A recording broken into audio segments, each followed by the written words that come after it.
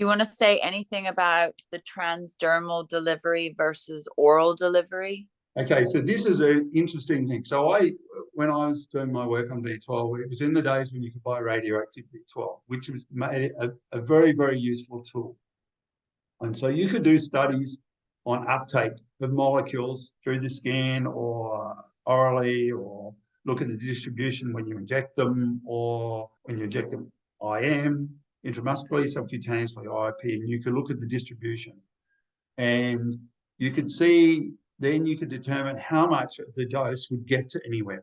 So the thing is, when you have oral, the amount of the dose that gets in is at best 1% of the dose. Very low doses, you can get 60 to 80% of the dose in, but it's very limited. So in a human, that might be 1 to 4 micrograms that you can get in by the specific intrinsic factor mediated uptake. If you then keep loading that up, you get about 1% that gets in, and that's through a non-specific phagocytic mechanism or an antigen sampling mechanism in the gut.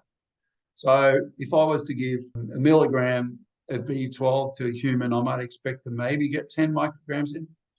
So then that's the stuff that got across the gut wall. Then where does it go?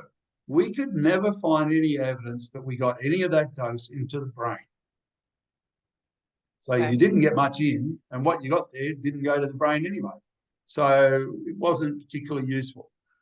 If you inject it subcutaneously, you could get a much higher distribution, of course, and now you're getting 100% in, or as much as you can effectively inject, or your efficiency of injection. The same with subcutaneous, and same with intraperitoneal.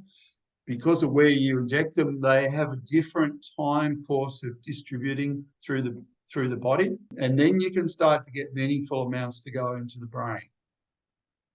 And we found with the transdermal delivery system that we had that the amount that you get in is very high too. And we were using some very big molecules. We used B12 is 1356 molecular weight. We were using proteins that were 150,000 molecular weight, and we could get those through the skin. So we know that goes through. We know we get a very high dose through. And what you want is a long, protracted delivery system, which actually transdermal is pretty good that way.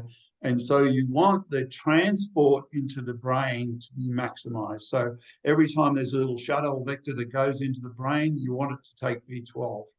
You don't want to have a shuttle vector going in without a B12 on it. So you want something that's there, persists for ages, and maximizes uptake. There have been so many studies, at least there was one study with 20,000 humans in it where they were trying to alter metabolic activity in the brain through oral, use very high dose oral, and they got nothing. So it's 20,000 humans that they tested it on.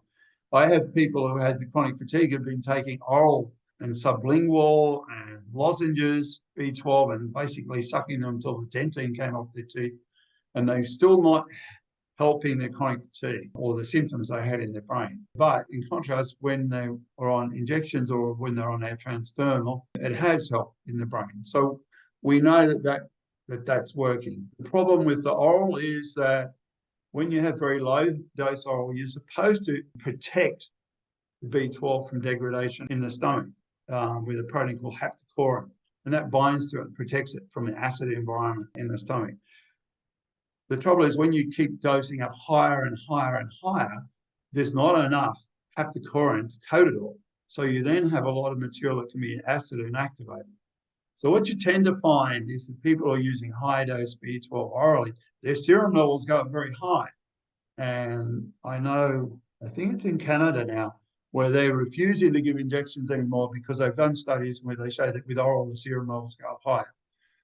The people aren't getting better, but their serum levels are higher, but the B12 is inactive. So taking oral, if you're replete, if your functional B2 is okay, obviously you're taking oral when you eat meat. But if you want to take it when your B12 deficiency is high, it interferes with normal uptake into the cell. So if I inject all of B12 that's active and it's gone into the cell, then it's all active.